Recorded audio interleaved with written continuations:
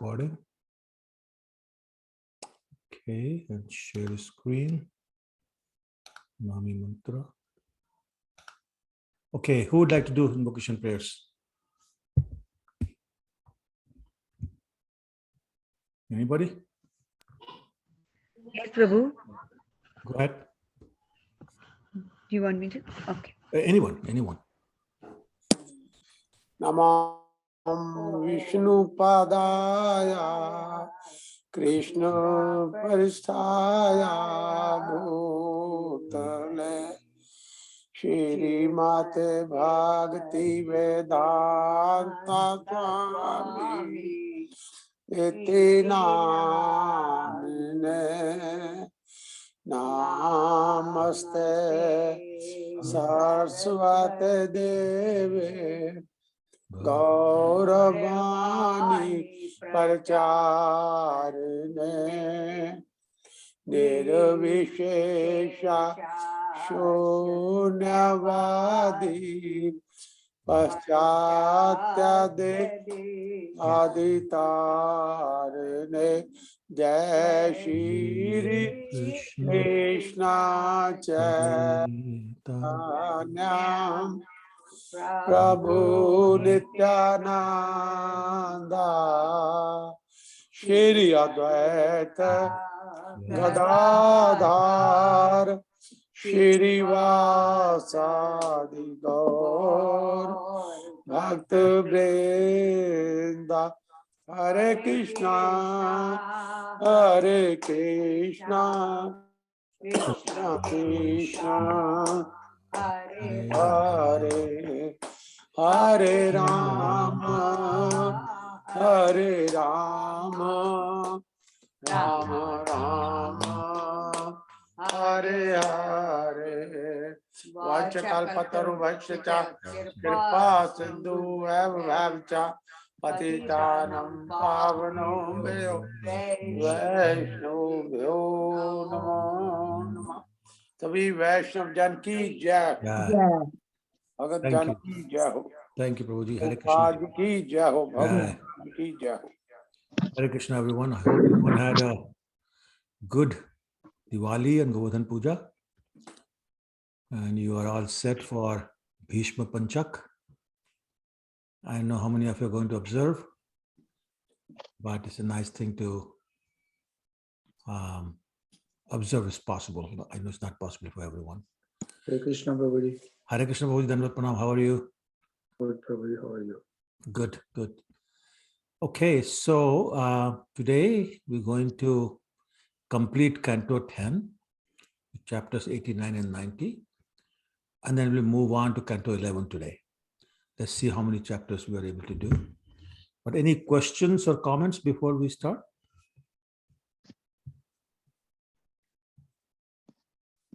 I'm assuming you can all hear me fine, right? Yes, Prabhuji. Yes, Prabhuji. Okay, thank you. Prabhuji? Huh? Prabhuji, can we request you to speak about Gopashtami a little bit? We can do that, yes. Thank you, Prabhuji. Sure. Okay. So, excuse me. As you know, at the age of 4, excuse me, Lord Krishna had managed to convince Mother Yashoda to let him go and take care of the calves. And he had been doing that for a whole year. When he turned 5, he said, now I am ready to take care of the cows. And everyone said, no, you're too young. So he started talking to people privately, like the canvassing, to his father, to other elders, and convinced them that he's grown up enough to take care of the cows. So finally, everybody said, fine, you can do it. But there was one person who was not convinced. And that was Mother Yashoda. She said, no way, not a chance. And I'm not going to give you permission. So Krishna stomped his feet a couple of times and made faces and said, why not? And she said, because you're too young, and the cows wander deep in the forest, the quite distance, and it's a very dangerous place with all these demons lurking around. I'm not going to give you permission. So Krishna, threw a few more tantrums and said, no, I have to go, I can do it. I'm a big boy now, can't you see? And he showed his muscles like that, and that I can do it. And no convincing Mother Yashoda. She said, no, not a chance. So Krishna went back to his friends, told them all to talk to their parents, who should talk to Nanda Maharaj, who should talk to Yashoda Maiya. So they had that scheme. So they tried that. Everybody went to Nanda Maharaj, requested him to go to Mother Yashoda. He went and all the other people went. And she said, no way. I'm not giving permission. So it went on for a few days actually. And people kept after her and they kept assuring them. And boys, all the boys said, don't worry, we are there, we'll take care of him. Even Lord Balram said, Mother, don't worry, I'm there. So actually, it was Lord Balram who managed to convince her that as long as he's there, she doesn't have to worry about Krishna. So very reluctantly, she gave him permission. But it was to be like anything Krishna does, it becomes a big festival. So there was a big festival to celebrate the occasion for this. So Krishna was given a new black blanket, a new stick, a new bugle, the horn, and there was a feast, and even, excuse me, Radharani and some of the Sakhis dressed up as cowherd boys and participated, because otherwise girls were not allowed to the party. So they came and participated in the party. And then Mother Yashoda said, it's too far in the forest, so you have to wear shoes. And Krishna knew no use arguing with her. So he said, sure, Mother, but I want to make sure that you have shoes for every cow that we have. Now, Nanda Maharaj had 900,000 cows. So how many shoes would that be? Quick math. 36,000. Huh? 100,000. No, What? 30 times 4. 36. 36 what? 100,000. 3.6 million. 3.6 million. Thank you. So 3.6 million or 3,600,000, which is kind of odd way of saying it. But yes, yeah, so that many shoes. And they were not going to be your regular, sandals or, or your tongs. They were going to be regular jeweled shoes. So she said, I can't do that. That's too much. So Krishna said, fine, I will also not wear shoes. And she said, you can't go. You're so soft. You're soft like a lotus flower. Your feet and everything. From Gopi Gita, how much the gopis were worried about him getting hurt by the sharp dry grass or sharp plants or sharp roots and things like that. They were so worried. So the cows heard that discussion going on. So all of them ran out, and with their hoofs, they made the whole earth soft. And wherever there were dry grass or husks or plants, they stomped over everything and made it very, very soft, and they came back. And then, of course, Mother Earth also, wherever Krishna went, everything just became soft. And that's why we see a number of places, even the rocks, it is said that Govardhan Hill itself, at that time, everything, even a rock chair or rocks and things like that will be all very soft. I said in Gopal Champu in one place, this is after the Govardhan Leela, Indra, when he was looking for Krishna, he found sitting on a rock. But the book describes that rock was no ordinary rock. It felt like a mattress which is made of foam of ocean. That's how soft. It was foam of ocean. And I can't even imagine anything as soft as that. But soft, but strong enough to hold Krishna's weight. I mean, if we try to sit on the foam of ocean, what will happen? We'll hit the ground. If you can collect enough foam, but not for Krishna. So that's the point. Everything was so soft. So finally they said, okay, fine. So after the big celebration, that was the day. Krishna was allowed to take care of the cows, and that became known as Gopashtami. So in brief, that's the description. If anybody knows any other detail that you want to add, you're welcome to do that. Or a different version, we're welcome to say it. Okay, I guess silence means no. I did a good job, looks like. Just kidding. Okay, all right. So let's go with the. Okay. Sorry? Always good job. Acha, thank you. Thank you. Thank you Okay. so much, Prabhuji. You're welcome, Sonam. Thank you for asking. Actually, it's nice to have today's occasion. Okay, all right. So let's start with today's class. So actually the title of the chapter is Krishna and Arjun retrieve a Brahmana's son. But interestingly, and I didn't quite figure out why, it starts with a totally out of context description of a discussion between, or rather among, a group of very famous, actually, sages, very advanced, very famous sages. And the discussion was, who is greater, Lord Brahma, Lord Vishnu, or Lord Shiva? Who's the greatest among them?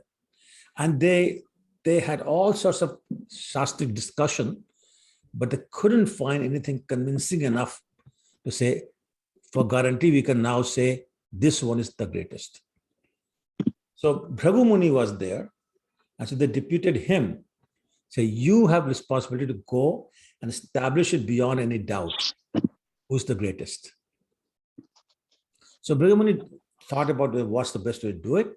And he said, I think the greatest person should be the one with greatest amount of tolerance.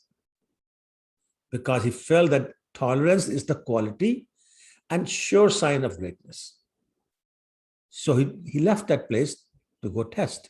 And first he went to Lord Balaram, his own father. And he went there where Lord Brahma was sitting, didn't offer any respect. Just stood there like a stubborn little boy. And that infuriated Brahma. What is this? You're my son. You're supposed to offer me obeisances as soon as you see me. But he kind of suppressed his anger because he said, oh, this is my son, is just misbehaving today. But he was very angry. So then Bhrigu left. And he went to Lord Shiva, who is his older brother. As you know, Lord Shiva is also the son of Lord Brahma.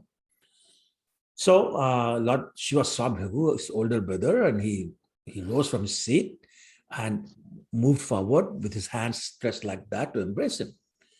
But Bhrigu just rejected the embrace completely. And he said, Shiva, you are extremely unconventional and you're so unorthodox. Don't come near me. That made Lord Shiva very angry. He actually picked up his trident and he was about to kill Bhrigu when his wife, Mother Parvati, interceded basically and stopped him and pacified him somehow. So Bhrigu said, okay, let's now go to Lord Vishnu. So he went to Vaikuntha, where Lord Narayan or Lord Vishnu, he was, he was lying there. And actually Bhagavatam says that he was lying there with his head on the lap of Mother Lakshmi, which is a very rare thing, at least in terms of pictures that we see. It's very rare. She's always at his lotus feet. But anyway, today or that day, he was lying down on the lap of his wife, Mother Lakshmi. So Bhrigu went there and walked right into the room and kicked the chest of the Lord. But the Lord, instead of becoming angry, or Mother Lakshmi even, they both got up. They stood up and offered their obeisances to Bhrigu.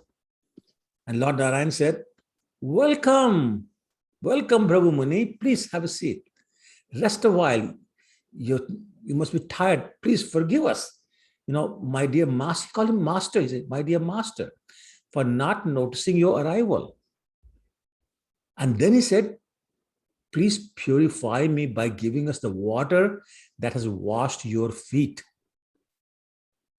And he said, that holy water is indeed what makes the places of pilgrimage sacred. And then he said, today, my Lord, he's calling Bhrigu Muni Lord. Saying, today, my Lord, I've become an exclusive shelter of the goddess of fortune, Lakshmi. So now that you have kicked my chest, she'll consent to reside on my chest. Because your kick, your foot, got rid of all the sins I have. You can imagine the reaction of Bhrigu Muni, a little embarrassed, but also very satisfied and very delighted to hear the solemn words spoken by the Lord. He was total ecstasy, like total devotional ecstasy. But he remained silent, but he had tears in his eyes. He went back to the assembly of the sages, told them everything that had happened, and everyone concluded that Lord Vishnu is certainly the supreme, the greatest. So that was the story, but I couldn't figure out what the context was, like why suddenly that story showed up. But for the sake of completion, I wanted to say it because there, but nobody please ask me why it's there, because I couldn't figure it out. If anybody knows, please enlighten me.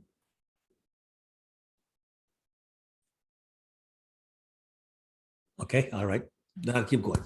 So then comes the story according to the title, which is Arjun retrieves the son of Brahman.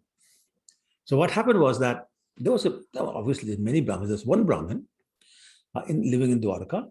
His wife gave birth to a son. But immediately after birth, he died. That really upset the Brahmin, because the general understanding is that if the king of a state is pious king and rules the kingdom fairly and according to the Shastras, then these kind of things don't happen. The rule is the son cremates the father, not father cremating the son. So this Brahmin was very upset. So he went to the court of King Ugrasen and he started berating him like anything. Called him, you are enemy of the Brahmanas. You have caused my son's death because you failed to execute your duties properly. And the king didn't say anything. The Brahmin came back. He had a second son, and same thing happened. 9 times he tried to have a child. 9 children were born, and every one of them passed away immediately after birth.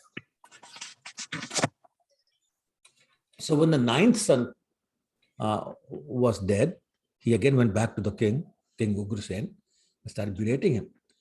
This time Arjun, who happened to be there, he heard the complaint by this Brahmin. And he said to the Brahmin, my lord, I will protect your children. Don't be in so much distress. And the Brahmin was looking at him like, sure. And Arjun said, I promise you, if I'm not able to do that, I will enter the fire alone to atone for my sins. Basically, I'll commit suicide.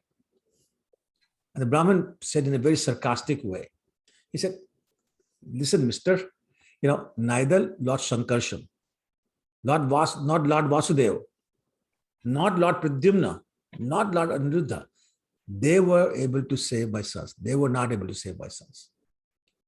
Then why do you naively attempt a feat that even the almighty lords of the universe could not perform? So how can I take you seriously, man? Come on. And Arjun said, listen, I'm not Lord Shankarshan. I'm not Lord Krishna. I'm not even Pradyumna, the son of Krishna.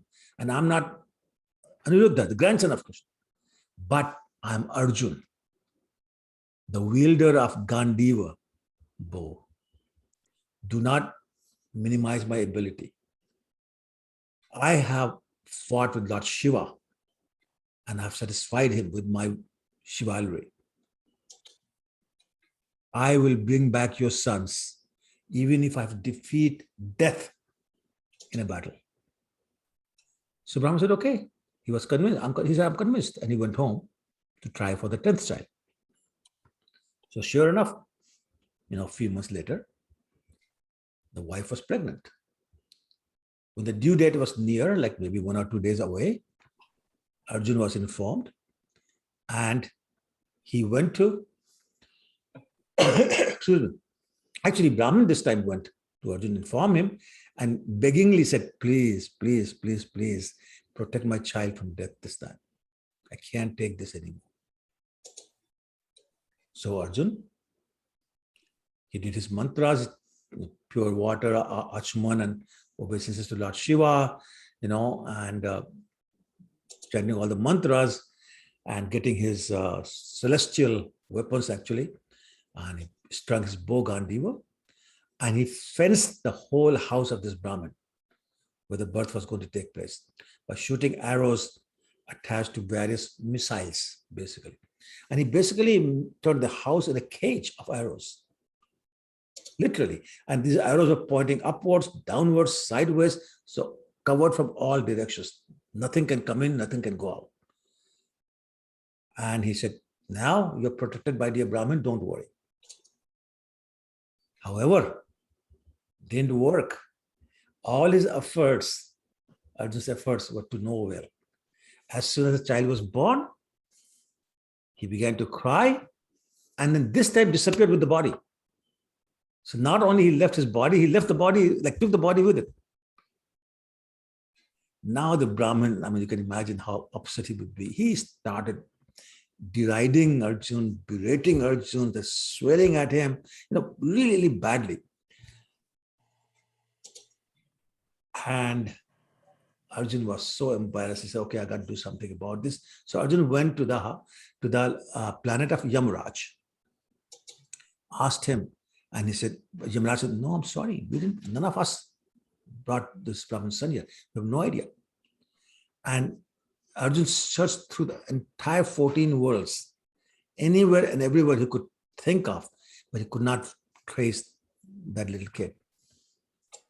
So Arjun said to himself, okay, so I have failed to protect this Brahmin son contrary to my promise. But I remember the other part of my promise, which is I will enter the fire and commit suicide, basically. So he built the fire and he was about to enter it when Lord Krishna showed up. He always does perfect timing, not like Indian police. He has perfect timing. And he stopped Arjun. And he said to Arjun, I'll show you the Brahmin sons, not just sons, alternate of them. So please don't be so upset. Don't hate yourself like this, and come with me. And then Lord Krishna took Arjun on his chariot, and the two of them crossed over all the 7 planetary systems going up and entered the boundary of the universe, which is totally dark. The horse couldn't see anything. They didn't know which way to go. So Krishna had his Sudarshan Chakra, he said, okay, you start rotating, which means the light of millions of suns coming from Sudarshan Chakra. And then, of course, darkness was completely gone, and the horses found their way, and they went, and gradually they got to the causal ocean. They entered that, and there they found the city where Lord Mahavishnu resides. They saw him lying down on a 1,000-hooded serpent, Anantadev, and they greeted him, and Lord Mahavishnu greeted Krishna and Arjun. And then he said, I brought the Brahmana sons here simply because I wanted to see the two of you. And I want to pause for a second. This is the Supreme Personality of Godhead, Lord Mahavishnu, telling Lord Krishna and Arjun that I was missing you. I wanted to see you. And I was thinking, and contradict that with us who try to avoid, seeing Krishna, find every excuse to not go to the temple and whatever. and this Lord himself saying, I was missing you, my Lord. And going through this length of creating this wonderful pastime, so Krishna would come and he can take darshan. Anyway, so they sat there, they had a nice, wonderful conversation for a while. And then Lord Krishna and Arjun took all the 10 sons, went back to Dwarka, returned the 10 sons to the father, the Brahmin, and came home. But there was a line in there which said, in Bhagavatam, it said that Arjun had now directly experienced the greatness of Lord Krishna. And he said, this is my conclusion, that it is only by Lord's mercy that a living being can exhibit any kind of power or opulence. So again, it's like Krishna says in Bhagavad-Gita, Balamaham, what is it? Balam balvatam chaham. I'm the strength of the man. And then 7-8, he says, Paurusham nirsham. So he says, I'm the ability in man. So basically, Arjun was repeating that yes, without Krishna's mercy, we have no power and we have no opulence. So I'm going to pause for a second, see if there are any questions or comments.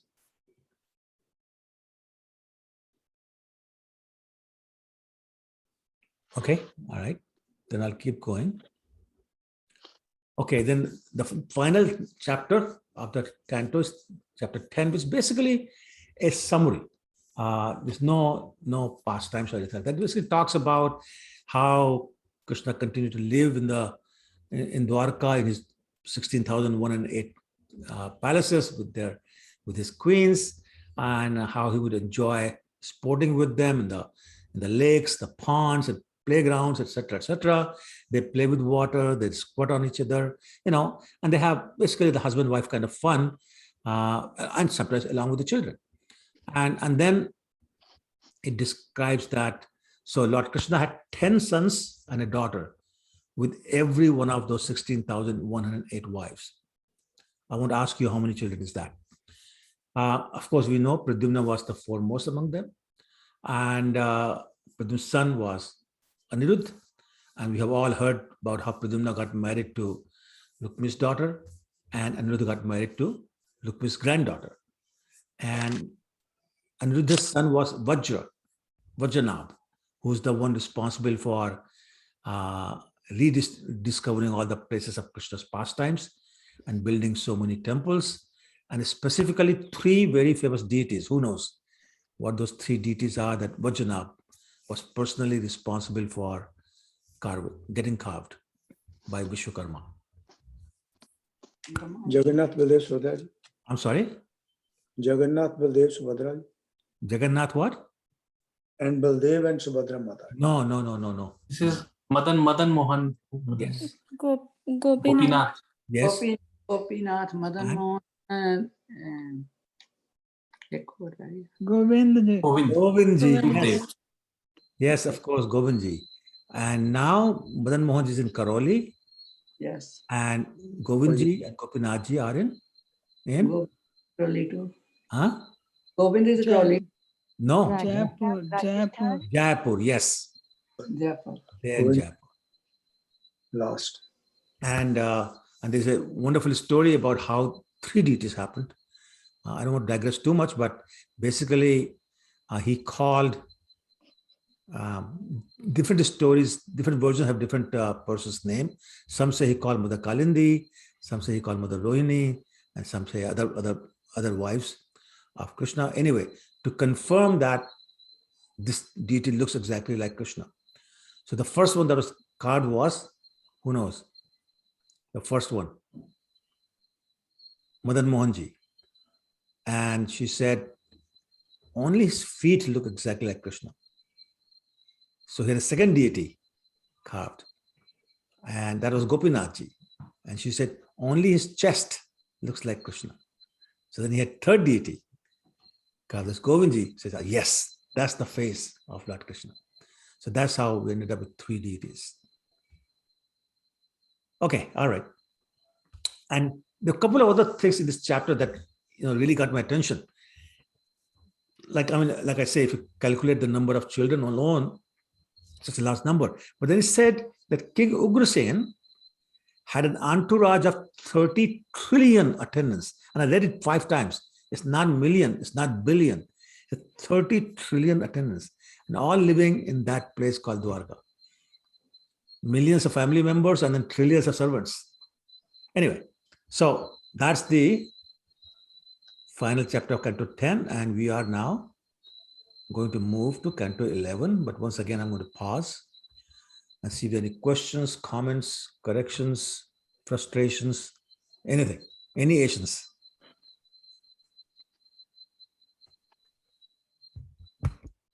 Okay, all right, then I'll keep going. Okay, so the first chapter talks about the curse upon the Yadu Dynasty. And it basically starts talking about, how Lord Krishna had arranged this great battle of Kurukshetra. Who knows how many people died in that battle? How many soldiers? Think of a big number. Million. I'm sorry? Trillions. Did you say trillions? No, they were Many. not attending Ugrasen, so they didn't die. Million. Okay, 640 million. मैं 64 minute याद से That's 64 crore. 640 million soldiers died. Actually, in the whole battle, only 12 people survived. But anyway, don't let me digress too much. So anyway, so the point being made was that that battle removed the earth's burden to a great extent. And basically, all the inimical kings were all gone. But Krishna was not yet satisfied. He was really concerned that his own family members, they have become undefeatable. And they may start behaving in a way that's not suitable. So he said, I have to get rid of all of them also. So he planned the destruction of his own dynasty. Because he said, I just want to wind up my pastimes completely. Remember, he's already wound up his pastimes of Vrindavan, right? Everybody's gone to Goloka. So now in Dwarka, he needs to get rid of all these people. So this chapter that talks about how he arranged that. He basically arranged for an assembly of Brahmins, including Narad Muni, Vishwamitra, etc., to assemble in one place. I'm trying to remember the name of the place. Pindarak. In a place called Pindarak, which is very close to the city of Dwarka. And that day, some of the younger boys of the Yadu Dynasty, so basically the younger sons and some grandsons, they were playing a game and they saw these sages. So Krishna's inspiration, Krishna's plan, they dressed Samba, who was the one who kidnapped Yudha's daughter, if you remember, Lakshmana. Anyway, so they dressed him up as a woman, but not as a woman, a pregnant woman, about ready to give birth to a child. And they took Samba in front of these sages and said, my dear sirs, please accept our obeisances and please tell us from your knowledge of, your ability to know the past, present, and future, whether this woman will give birth to a boy or a girl. And they're pointing at Samba. Well, the side, like there's Narad Muni, Vishwamitra, those kind of, that level of sages were there. So then you right away what's going on here. And then you appreciate that these boys were mocking them. So they, again, by inspiration of Krishna, they cursed them. And they said the curse is she, quote unquote she, because Samba we're talking about, will give birth to a club that will destroy your entire family. Now you can imagine the reaction of the boys. They were so scared. They immediately lifted the garment from Samba's abdomen and found indeed there was an iron club. When they saw that, they were even more frightened. They ran to King Ugrasen. and told him everything that had happened. I mean, Ugrasen understood, what's going on. So he was really scared. He knew the power of these sages. So he ordered the club ground. This is the iron club we're talking about. Ground to powder. And the powder, let it be thrown in the ocean, thinking if there's no club, then maybe the curse won't come true. So sure enough, a whole bunch of soldiers, they took turns grinding this iron club. Turned the whole thing to powder, except a little piece was still left. They couldn't grind it anymore. Very small piece of iron was left. And then they had everything, the powder and this little piece thrown in the ocean. But Krishna's plan, so a fish swallowed that lump of iron.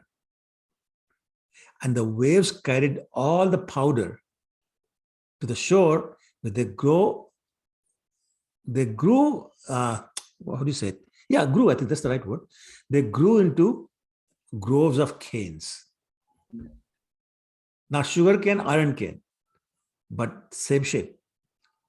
And a fisherman caught this fish, sold it to a hunter named Jara. And when he cut up the fish, he found this iron lump in the belly, and he used that to fashion an arrow. And the story basically abruptly ends. It will continue a few chapters later. So I'll stop here as well before I change the topic. But I want to know if there are any questions or comments so far. Okay, all right. So next chapter is chapter 2. It talks about Maharaj Nimi meeting the 9 Yogendras, known as Nav Yogendras. Now, a pop quiz. Who's the father of King Nimi? Lots of brownie points for anybody who can answer that. Vrishabdev. No. Nimi.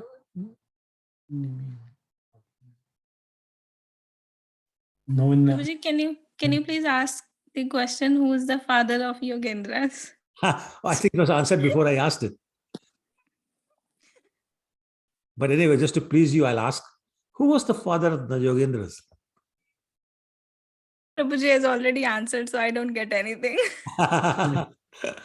Anyway, so he was the son of King Ichwaku. Chwaku. King Ichwaku. Who was Ichwaku? Yadu Dynasty. Correct. But he was the I guess you could say the first one in that dynasty. The Rahu came much later, many generations later. Ichwaku was the son of? Yes, Vaivasat Manu. Correct. Krishna says in chapter 4, text 1. He talks about that. Anyway, so that's the story here.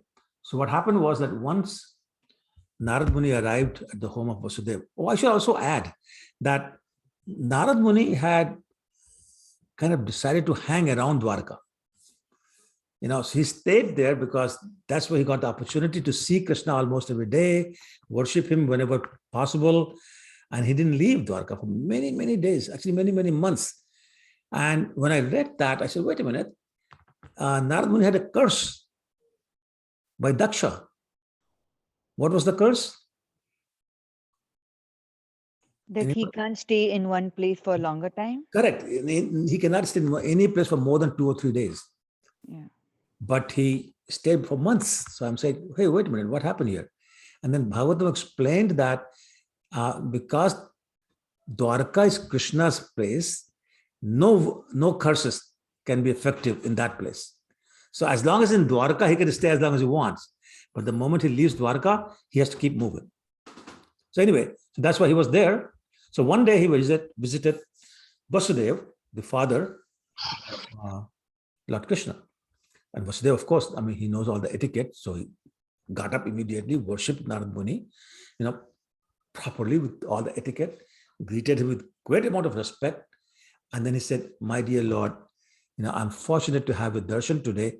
Would you please tell me about pure devotional service? Vasudeva is not interested in what's happening in the world. Narada Muni, you're traveling all these planets, so tell me what's happening in this planet or that planet. Not interested. He just says, please tell me about pure devotional service.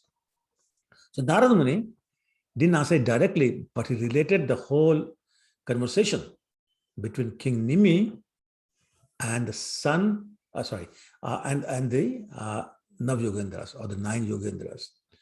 Now, you can tell me how many brothers did the Yogendras have and what kind of role did they play?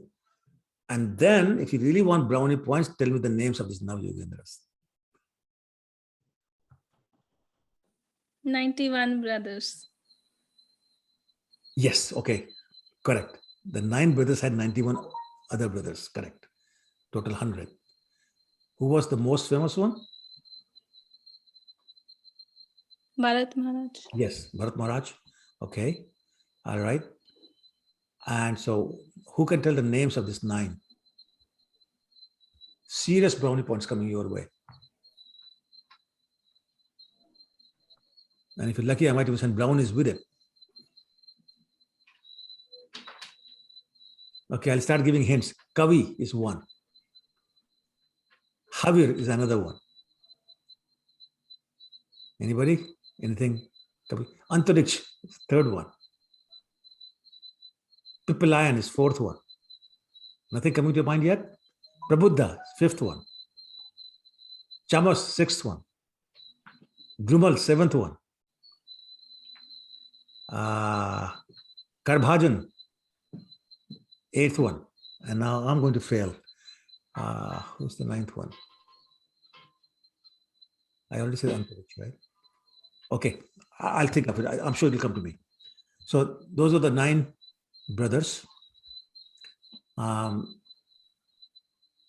yeah, Avirhotra is the 9th one. Anyway, so Narada Muni is describing the conversation between the Nav Yogendras and King Nimi. So now, one of the characteristics of the Nav Yogendras was that they could travel anywhere they wished. Nobody would stop them. And so once they came to a place where King Nimi was performing a fast, they showed up. King Nimi immediately got up, offered them, prayers, suitable seats, worshiped them, obeisances, all those, the proper etiquette he followed. And he offered his prayers too. And something very profound he said in his prayer. He said, the human body can be lost at any moment. But still, it's a very rare attainment. The Durlabha Manusha Janma, that's Prahlad Maharaj said, right? Very difficult to get a human birth. Very rare to get human birth. He said, but still rarer is to get the association of pure devotees of the Lord. So it's hard enough to get human birth, but harder even to get the association of pure devotees.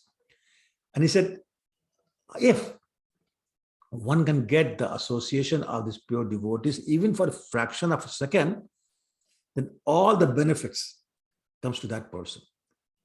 So Lord Chaitanya says something very similar. What did he say? Anybody? Love matra sadhu sang.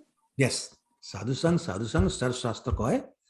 Love mat sadhu sang, sarv siddhi hoy. So he's basically saying the same thing way before Lord Chaitanya said that. Anyway, and then he said, again, these are the other proper etiquette. When pure devotees show up at our door, then first thing we do is we welcome them, we offer them seats, we worship them, we offer our obeisances, we offer our prayers that says something meaningful and implies some kind of a praise. So this was exactly what King Nimi has done so far. So he stopped at the point of offering praise. Now he asks a question. But again, not a mundane question, not a stupid question, not meaningless question, a very wonderful question. He said, my dear sirs, please tell me about Bhagavad Dharma, which means pure devotional service. And he said, why does he want to know? He said, because that's the only means of ultimate good fortune for the soul. And he said, when a living entity offers loving service to the Lord, what happens?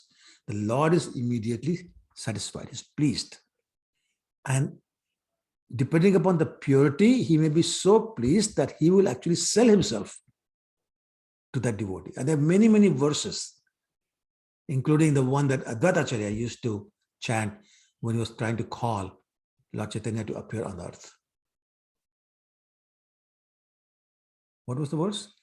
Tulsi jal matrena. I don't know if I can remember it. Sorry, I can't remember. Anyway, so there it says, Vikritam somatmanam. He says, he sells himself to that person who's offering tulsi with a little bit of water to the Lord. Anyway, so now the 9 Yogendras took turn answering that question. And he was asking some subsequent questions also, so they were taking turns answering those questions. So first, Kavi spoke, the first of the Nav Yogendras. And he said that the Lord himself has described the means of advancement in devotional service. And those means, they can enable even a foolish person to achieve perfect self-realization. And it is those means that are called Bhagavad-Gama. So the means of advancement as described by the Lord that allow you to easily achieve perfect self-realization is Bhagavad-Gama. Is that clear? Or am I mixing my words? Please say it's making sense. Or repeat, Rupanuga, repeat. Repeat. Thank you. So, King Nimi wants to know what is Bhagavad Dharma or pure devotional service. So they're saying, according to the Lord, Bhagavad Dharma is a means of advancing to a point where you can achieve perfect self-realization. Is that simple enough language? So basically, the means by which you get self-realization is Bhagavad Dharma. Now, Bhagavad Dharma manifests as service to the Lord. And it removes all fear for the living being, as we were talking about yesterday in the other class. Right? And then it says, by accepting Bhagavad Dharma, like in other words, executing pure devotional service, one will never stumble or fall, even if he's running with both eyes closed. And so what that means is that whatever one does with his body, mind, words, intelligence, consciousness, all those kind of things should be offered to the Lord. So I'm going to pause again and see if that made a little more sense than my first 3 attempts. So think of this as pure devotional service, where you're offering your mind, your senses, your intelligence, your body in the service of the Lord, which would allow you to achieve perfect self-realization, which means you realize you are the body, you are the soul, eternal servant of Krishna, and Krishna is the supreme master. So he tries to put it very simply. Does that still not making sense or confusing or? No, Prabhuji, it's Making clear. sense. Yeah. Okay, all right. And so then he expressed further, because he used the word fear. So he says, fear arises when a living entity misidentifies himself as the body, the material body. He does that under the influence of Maya, the illusory potency of the Lord. Maya makes the living entity turn away from the Lord. And that's why the living entity forgets his own constitutional position as, what is our constitutional position? As servant of the Lord. Servant of the Lord. Right? So therefore, an intelligent person should engage unflinchingly, ananya, unflinchingly in the unalloyed devotional service. Unalloyed means pure devotional service. But you cannot do that without the guidance of a bona fide spiritual master who should be accepted as the worshipable deity, almost as good as the Lord himself. And the spiritual master should be considered like a disciple's life and soul. So saying, so performance of devotional service as eternal servant of the Lord under the guidance of spiritual master will eliminate any fear that you have. And that's exactly what we were talking about yesterday. So I'm sorry about people who are not there. Some of you are there, so I keep referring to that. Anyway, and then they say an intelligent person should control the mind. How? By restricting it from the, I guess the only word I can think of is illusion. Restricting it from the illusion of seeing things separate from Krishna. And when that happens, then there will be real fearlessness. All the fear would be gone. It reminds me of the about 4 or 5 years ago, a Mataji came to me in the temple, and she had been having some very, very hard time in her life for a long time. So she said, Prabhuji, I'm so frustrated. I want to run away from Krishna. I don't want to have anything to do with it. So I could see how frustrated she is. But you know me, I kind of find it hard to resist making jokes.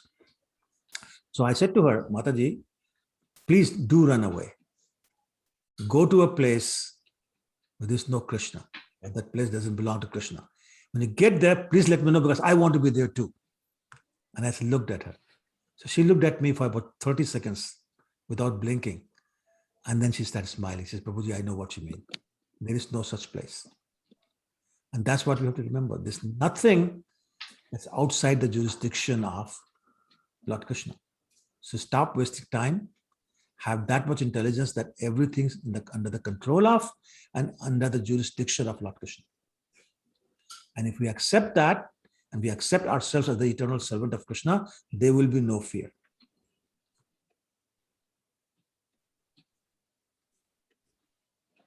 And when that happens, then the further point is that a fearless person should give up all attachment to material objects and then just wander around freely, happily chanting and hearing the auspicious, the holy names of the Lord and the pastimes and the quality and the form and all those kind of things.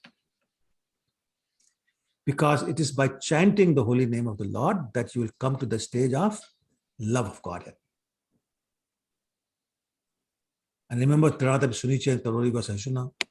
That, and remember the 10 offenses. As long as those things are applicable or applied, I should say, you get to the stage of love of Krishna. And when that happens, that the devotee becomes fixed in his understanding and the vow that he is the eternal servant of the Lord. And then he becomes very, very attached to the Lord. It doesn't have to be Krishna, by the way. It could be Lord Vishnu, it could be Lord Ram. But whichever form it is, the devotee becomes totally attached to that particular form and name of the Lord.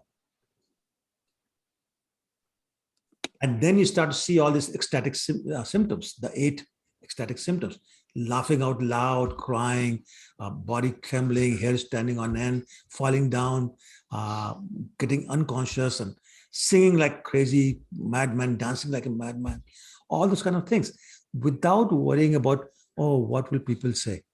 That worry goes away completely. So that was the answer that he gave, but then he added a few more things. I think he went back to the point that I was making earlier, that there's nothing separate from Krishna. He said the 5 elements, the ether, fire, air, water, etc. Those basic elements, the sun, all the living entities, the directions, the trees and the planets and plants and rivers, the oceans, all those things is simply an expansion of Krishna. And therefore, whatever you see within the creation is an extension of the body of the Lord. And therefore, a devotee should offer sincere respects to all these things because the expansions of the body of the Lord. So there's a very famous verse in Chaitanya Charitamrita. I hope I can remember this. There, Lord Chaitanya is defining who's a Mahabhagavat. And he says, Sthawar Jangam na dekhe, na dekhe tar murti, savatra hoye tare, nij ishta dev spurti. In other words, a pure devotee doesn't see the form of a tree or a lion or a person or anything, or ocean or river. Or in everything he sees his Ishtadev Krishna. And that's what Kavi is saying here. A pure devotee sees everything as an extension of Krishna. So he doesn't say everything is Krishna, but his Krishna is everything. And that's the difference. Everything is an energy of Krishna. Everything is an expansion of Krishna. But only Mayavadis say everything is Krishna. So that distinction should be clear in your mind. Is it or no? Do you understand the difference between everything is Krishna and everything is an extension of Krishna? Attention. Okay. Yes, no?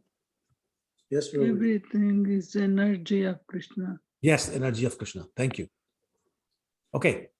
So then he said a verse that Srila Prabhupada used to quote very, very often. And I want to share that with you. So let me share the screen and see if I can get that.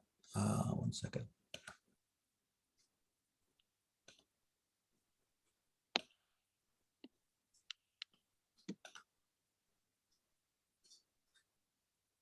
Okay. Would somebody like to read this particular verse?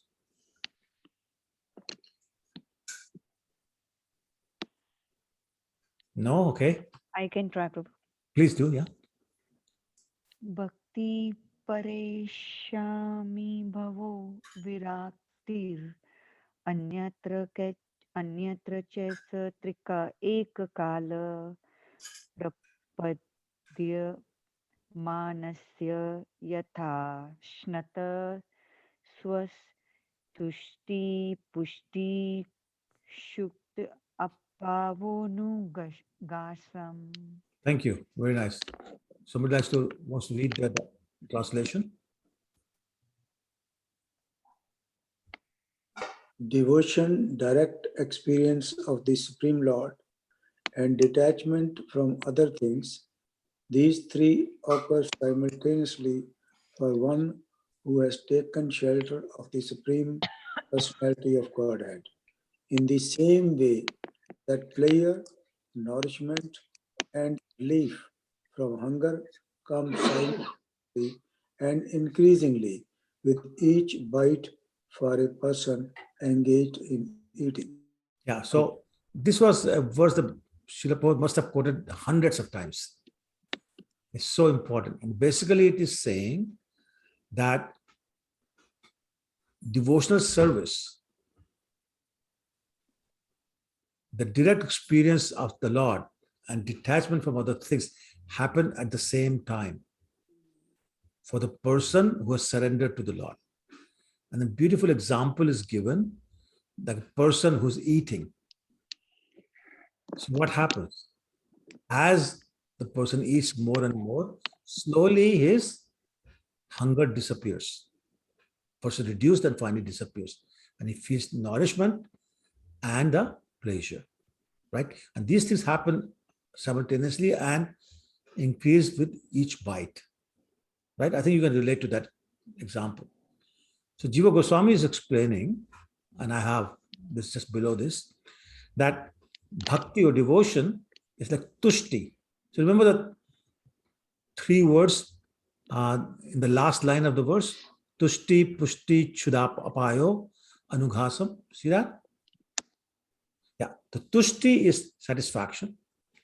And that can be compared to devotional service or bhakti. Because both provide pleasure.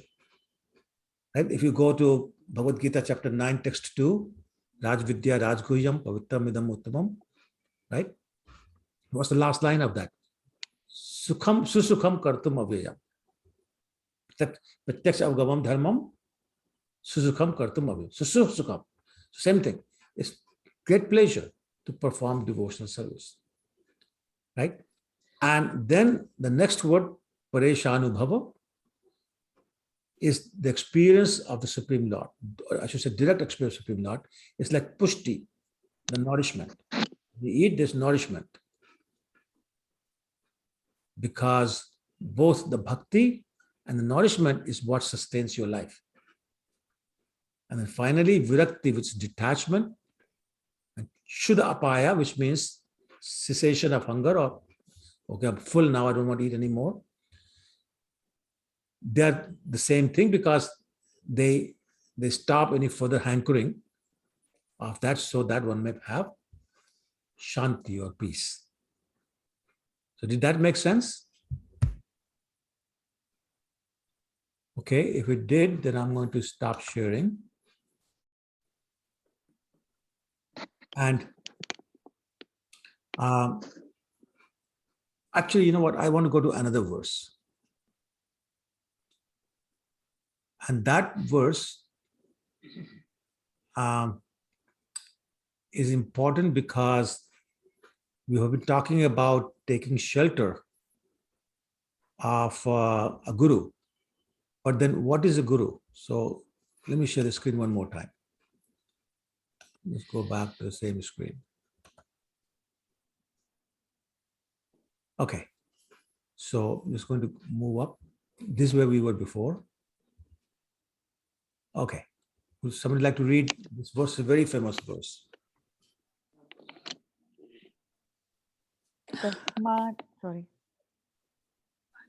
Tasmad gurum prapadyeta Jignashu Shreya Uttamam Shabde Parecha Nishnatam Brahmani Upas Samashriyam. Good, thank you. Who would like to read it? Therefore, any person desires real happiness must seek a bona fide spiritual master and take shelter of him by initiation. The qualification of the bona fide guru is that he has realized the conclusions of the scriptures by deliberation and is able to convince others of these conclusions. Such great personalities who have taken shelter of the Supreme Godhead, leaving aside all material considerations, should be understood to be bona fide spiritual masters. Yeah. So basically, a lot of people ask, how do I know it's a real guru? How do I identify a real guru? And so there are a number of definitions, but this is a very important definition. You know, so what's the qualification? First, he says he must have realized the conclusions of the scriptures. But how? By deliberation. What does by deliberation mean? Anybody knows?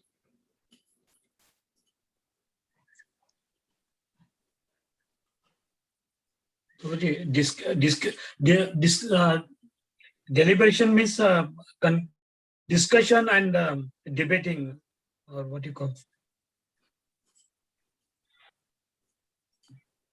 deliberation. So basically, analyze, discuss, you know, pros and cons and back and forth and arguments and counter arguments, all this. So with all that, he has understood the conclusions of the scriptures and is articulate enough to convince other people of those conclusions.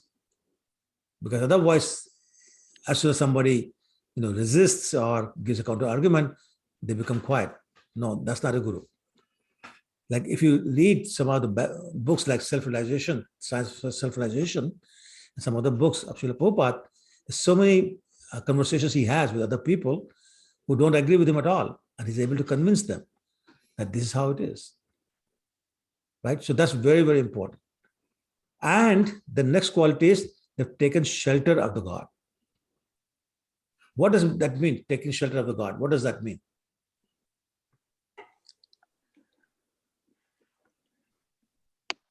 वैसे गुरु जी कहते हैं वैसे मानना. Become a complete sage or agree with the God, like be in his own things and thoughts. Sorry, what is the second part? Like always think about the God, talk about the God, explain about the God, and Okay, yeah. So that plus only saying what the Lord has said himself. So not manufacturing interpretations and things like that. So that's why the parampara becomes very important. And leaving aside all material considerations. One material consideration that Prabhupada always talked about was, don't say things just to please your disciple because he'll give you money. So never have that material consideration. And of course, there are other considerations. So very, very important point being made here, because often we wonder, where and how we can find a real guru. Anyway, so he does that. Let's see what else was there.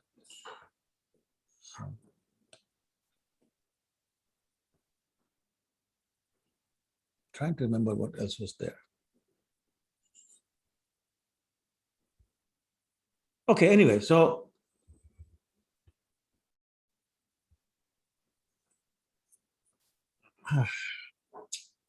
think.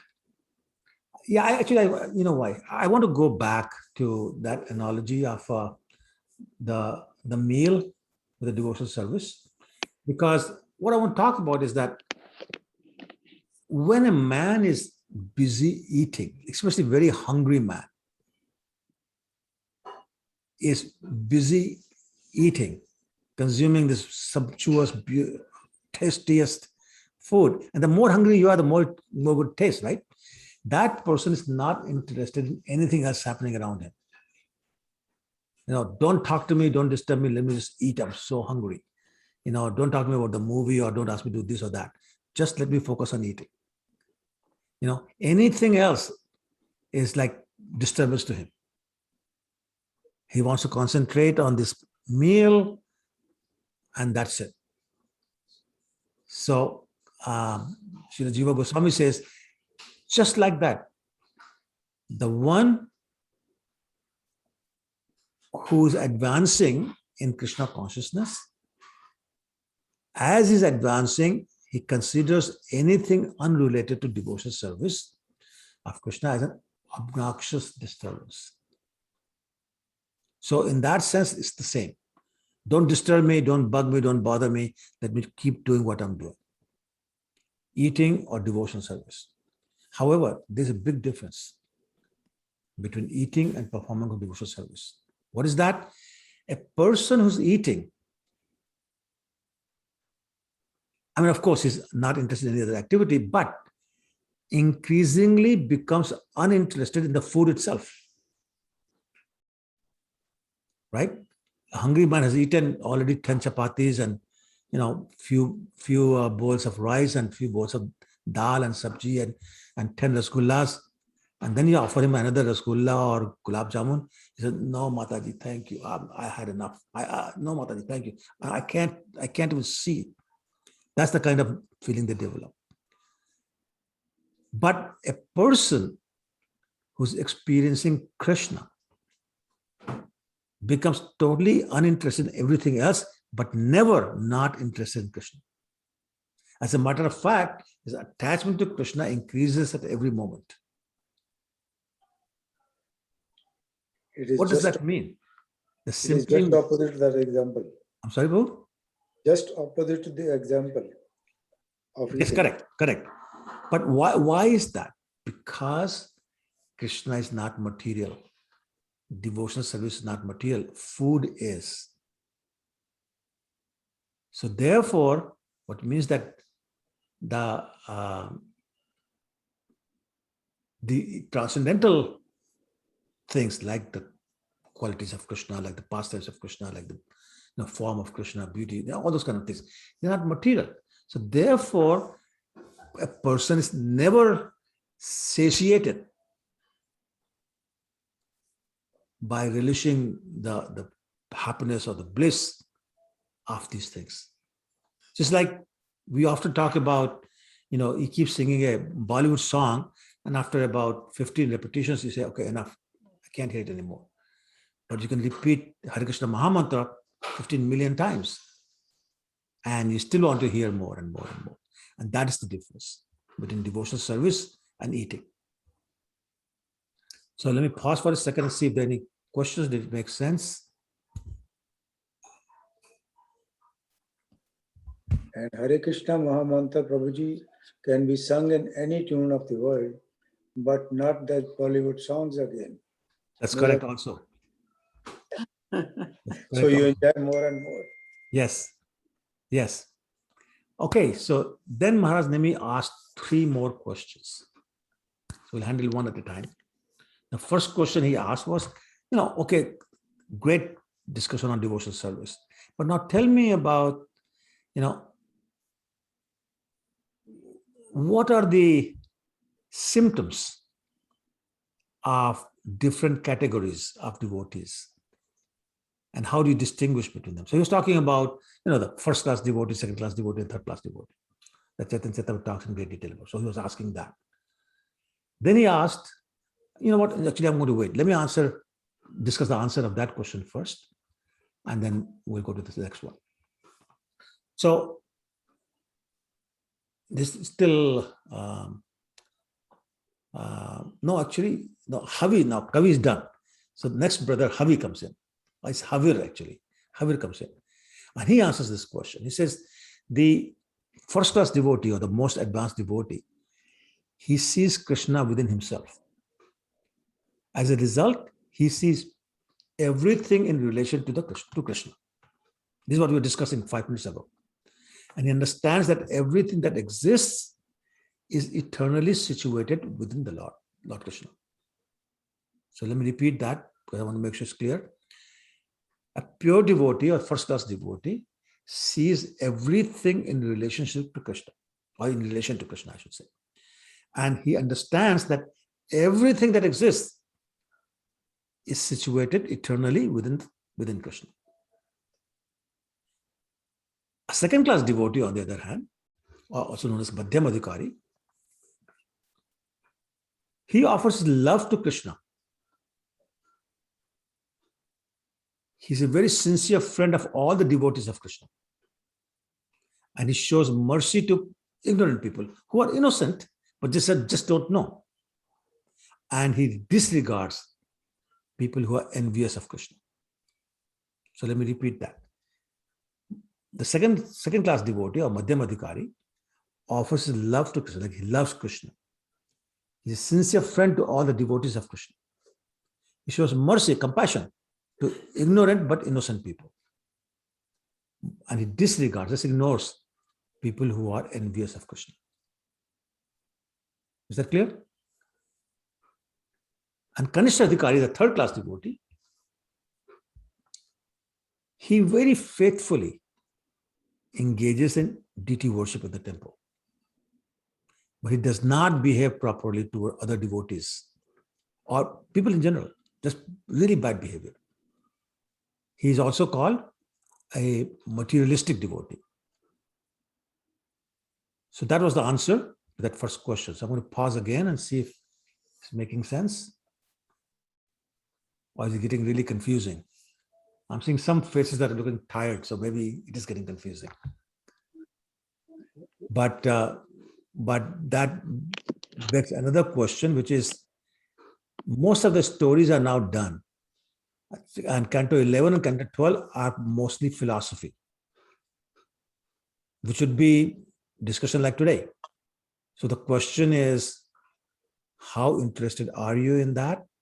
Should I start like making this quick read of these things without worrying about who's following how much? Or are you okay? No, Can- actually, to get into devotional service, we need to know what the philosophy, we need to know, have the guru and all. So it's a good point. Today we got to know that Prabhu, like how to choose a guru. Mhm. Without him, we will not go to the God, right? So I think this is more important than the other stories, what I feel, Okay. according to me. So definitely I would be more interested in this, Prabhu, because this is my first path to reach God. Sure, sure. So, yeah. Okay, thank you. Anybody else? Please feel free to give your opinion.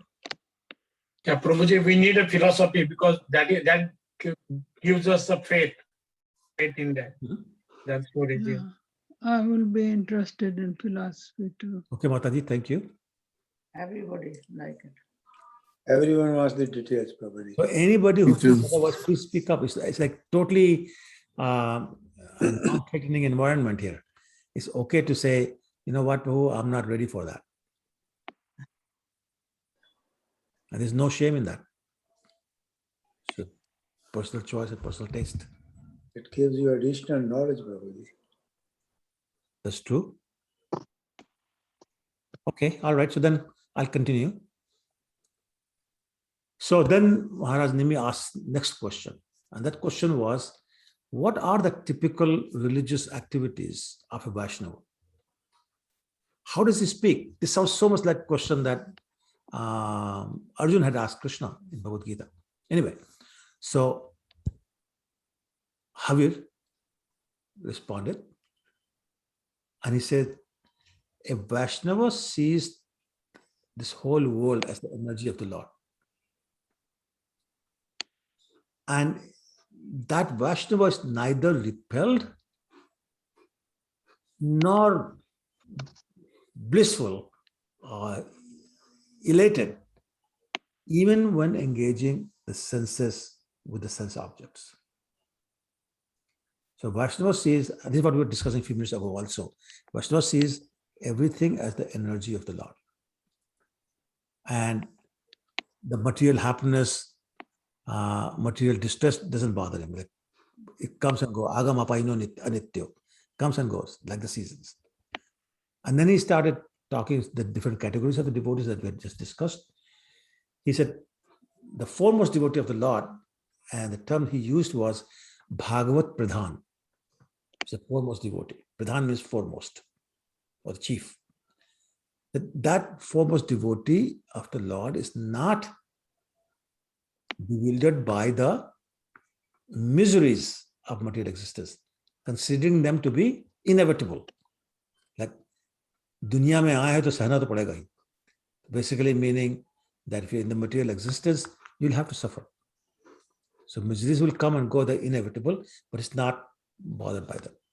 And he remains aloof from them simply by remembering the lotus feet of the Lord. Whenever miseries come, he remembers the Lord.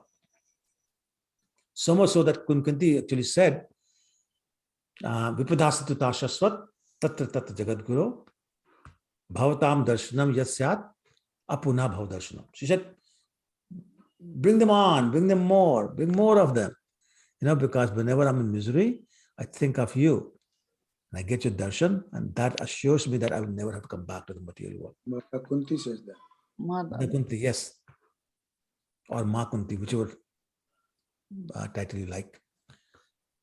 And he added that a person who has taken exclusive shelter of the Lord, which means Ananya Bhakti, that person becomes free from all the karma kanda things, all the fruitive activities. Because all those karma kanda things are based on material lust. He has no material lust.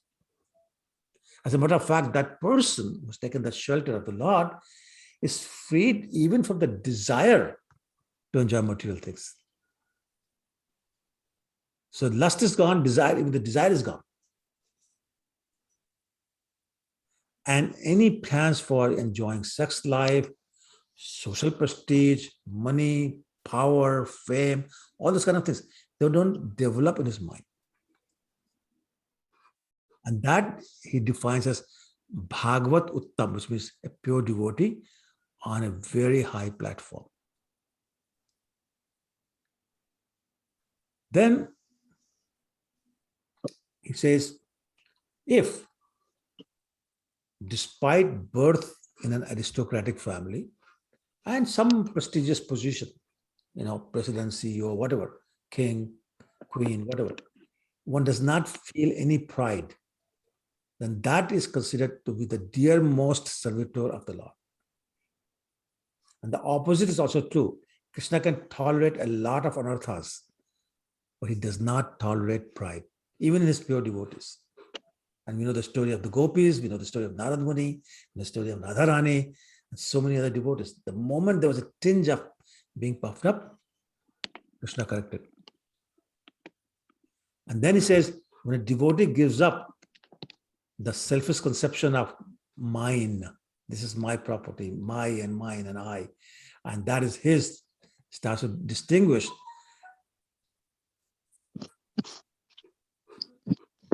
As soon as that conception is gone from the mind of a devotee, he doesn't think about his own material pleasures anymore, and he becomes totally peaceful and content, which is very important. You cannot be peaceful without being content. So peaceful and content. And then he says, I'm just another one of the parcel of Krishna, so is everybody else. So therefore, everything is fine, everybody is equal. So that satisfaction, that contentment puts that devotee at the highest standard of devotional service. And of course, a pure devotee never forgets the Lord, even for a single moment. Does not forget the Lord. Not even for half a moment, forget about a single moment. Even if somebody offers him, take the kingdom of the whole universe, he said, no, I'm not interested. Which is what Prahlad Maharaj said. He was being offered, and Prabhupada said, no, I don't want it. Lord Narasimha insisted, says, okay, only on the condition that I never forget your lotus feet. And I always have the association of your devotees. So not interested in anything else. Just want the shelter, the lotus feet of the Lord. So that was the second question answered. Third question, he said, okay, Maharaj said, okay, I have one more. And he said, what are the symptoms and characteristics of a Vashtava that make him so dear to the Lord? Like, how come a Vashtava becomes so dear to the Lord? So Havil said, well, the Lord is merciful to anybody, any conditioned soul. When they call his name or they call his pastime, even if they're doing it unintentionally or unwillingly, like the story of Ajamal, the Lord destroys millions and millions and millions of sinful reactions from their heart. Just from doing that, just calling out the Lord's name. So when a devotee has taken shelter of Lord's lotus feet, and that devotee is chanting the holy name of the Lord with genuine love in his heart, then the Lord becomes captured in his heart. Sadhuvir hestagradhyo, as Lord Vishnu said to Durvasa Muni when he was asking for shelter. He becomes totally captured in the heart of the devotee, and he can never give up his position in the heart of the devotee. So that devotee is known as Bhagavat Pradhan. We talked about that already, but slightly different definition. Okay. This is the end of the chapter, so I'm going to stop now. It's 9:27, and see if there are any questions or any suggestions, advice on how I should present the philosophy going forward. And if there's a better way that you feel will help you more, because it's going to be mostly philosophy from now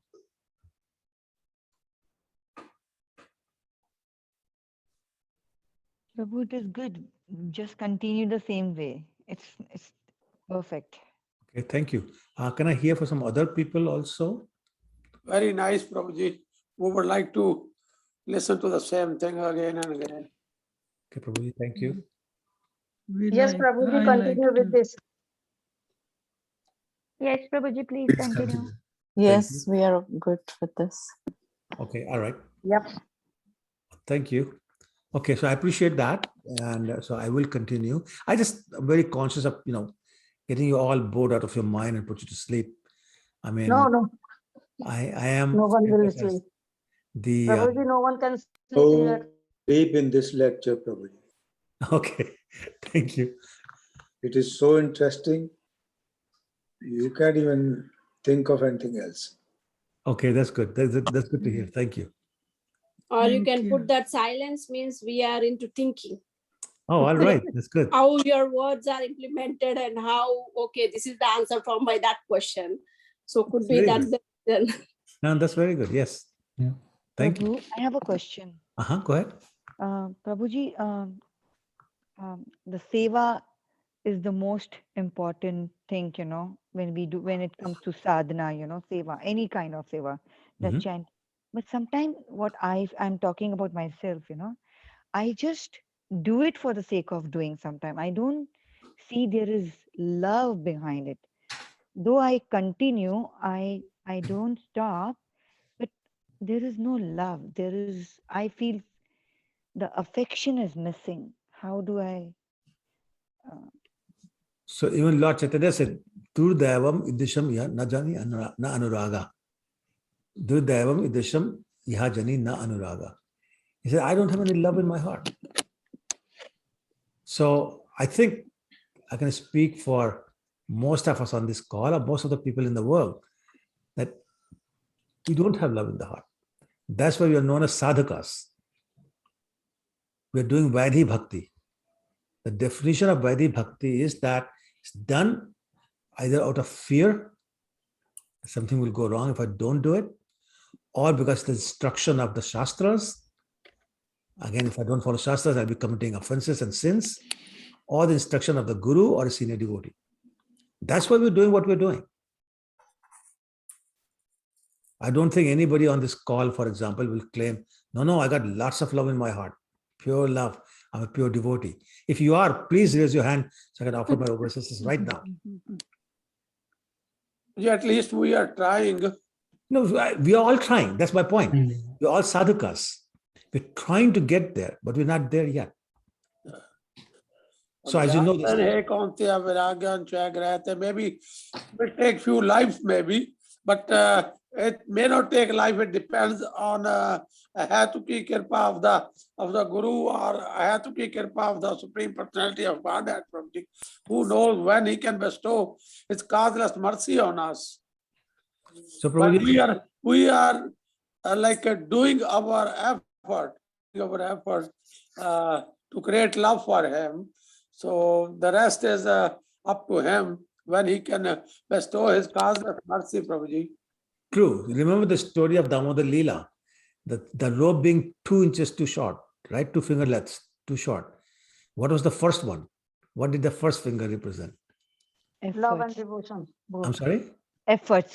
Effort. Our endeavor, yes. And the second is the kripa. Kripa. We have to endeavor first. We can't say no endeavor, I just wait for Hatuki Kripa. That's not happening.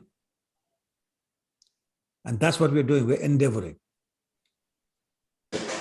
Right? So the duty of the sadhak is to do seva, to endeavor.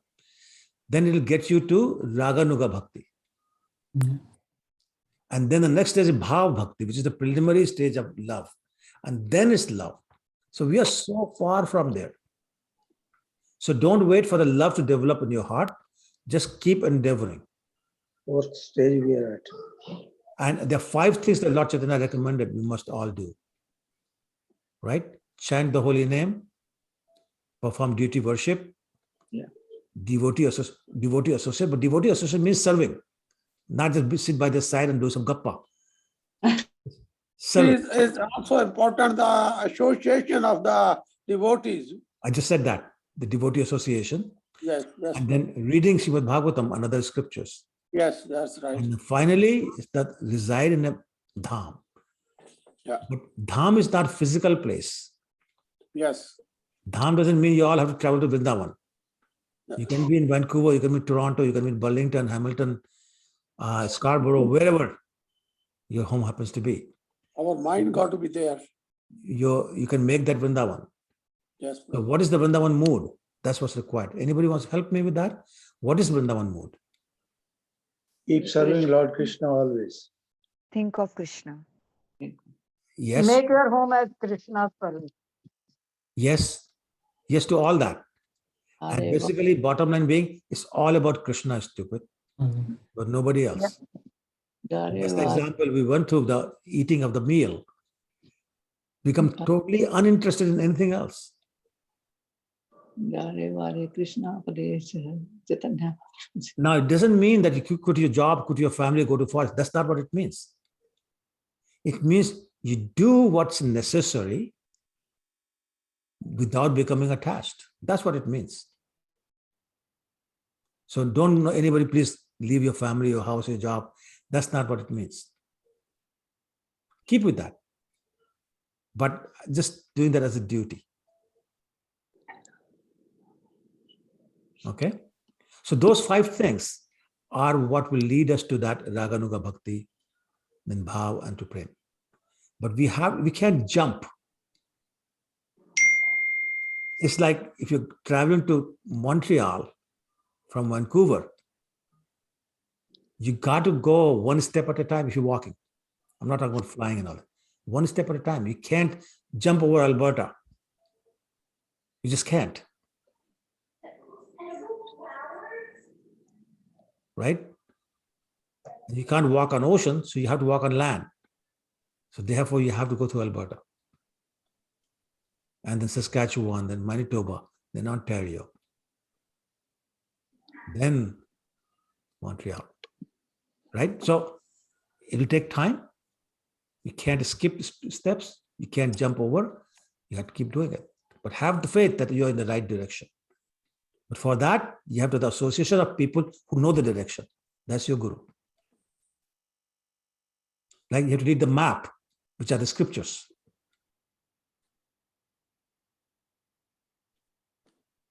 So you have to do all that. And you need food. That comes from the form of instructions, advice, guidance, discussions, all those kind of things. Srimad Bhagavatam. As Krishna says, Tushanticha Ramanticha. You need that satisfaction. You need that enjoyment. Otherwise, it's so boring. But just those 5 things will get you there. It'll take time. Because we have so much contamination we are born with. From trillions of lifetimes. And it takes time. Chaitanya Marjanam takes time. But it's happening. That's the thing. We have to be sure in our mind it's happening. That's a guarantee. But how long it will take, it depends on how hard you're blooming. Right? And how much they collected. And every once in a while, you'll be tired, you'd want to give up. That's when you need your guru. That's when you need your devotee association to pick you up, give you a hand, and take you with them. So don't worry about the fact that you don't feel any love. Very few people do.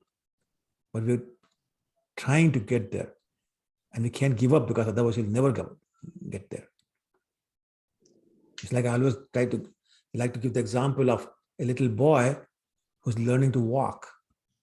If his mother said, "Oh, beta, don't walk, just sit, otherwise you fall down," then that boy will never walk. But he's allowed to walk and fall and get up and walk and fall and get up and walk. Then one day he will walk properly. And that's where we are.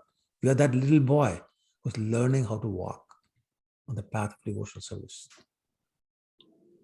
So don't give up. I hope that answered your question, Aditi. Yes, Prabhu.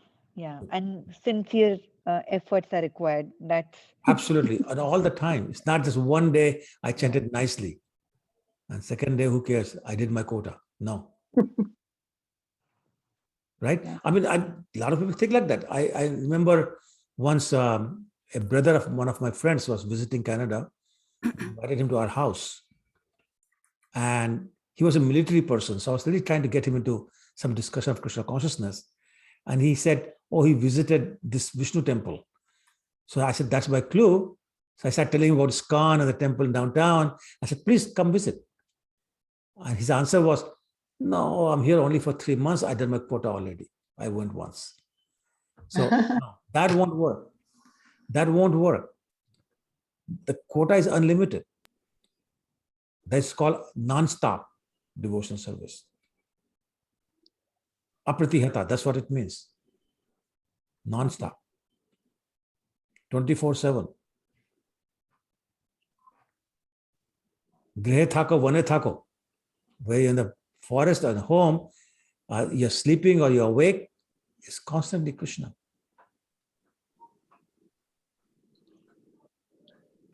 It takes time, it takes effort, it takes dedication, it takes commitment, and of course, a lot of support. Lot of support. And that's the other thing. I mean, I'll encourage all of you to have good devotee association on a constant basis. Once a week attending Rupanuga's class is not going to do it. You need more, a lot more. So let's have our circle of friends. You can each have your own circle of friends. There's no restriction on who can be there, as long as they're all sincere souls. And you'll make tremendous progress.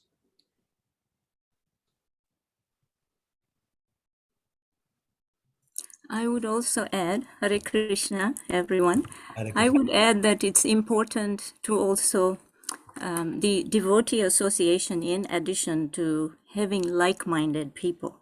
Because when you are trying to focus and practice, I feel that focusing and practicing is one of the strategies to help us grow spiritually.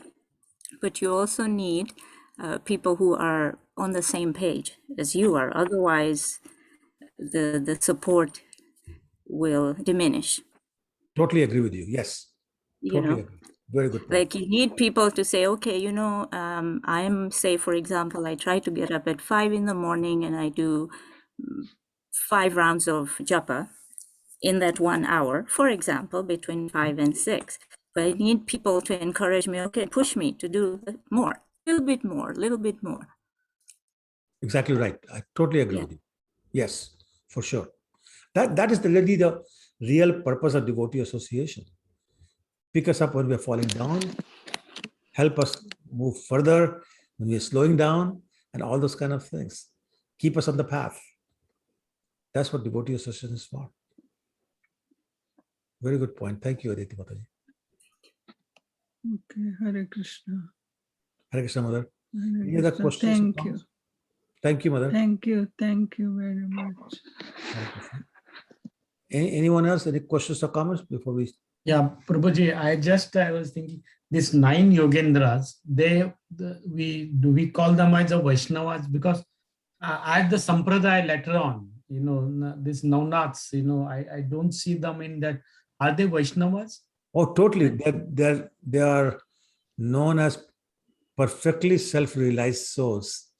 I mean, look at the answers they're giving. They're all about pure devotional service. A non-devotee cannot give those answers. They start talking about some other yoga, not bhakti yoga. Yeah, so the pure devotees.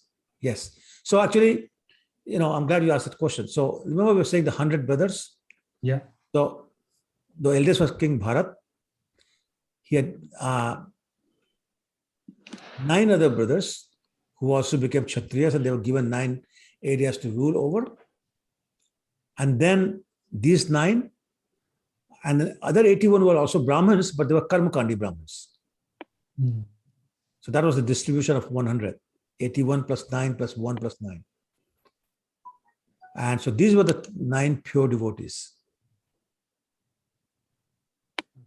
Otherwise, they won't get such prominent mention in Srimad Bhagavatam. That's another clue you have.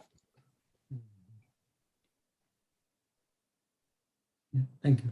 It's either the pure devotees or the demons that get mentioned in Srimad Bhagavatam. Right?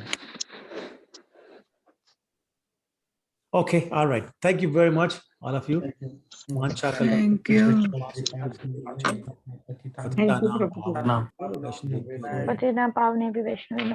Hare Krishna. We'll Thank you. see you Hare Krishna. next Thursday. Hare Krishna. Thank you, Prabhu. Hare Krishna. Hare Krishna. Krishna. Hare Krishna. Krishna Prabhuji. Hare Krishna. Hare Krishna, Prabhuji. Hare Krishna. Krishna Mother. Krishna Prabhuji. Hare Krishna. Gautam. Take care all. Hare Bol.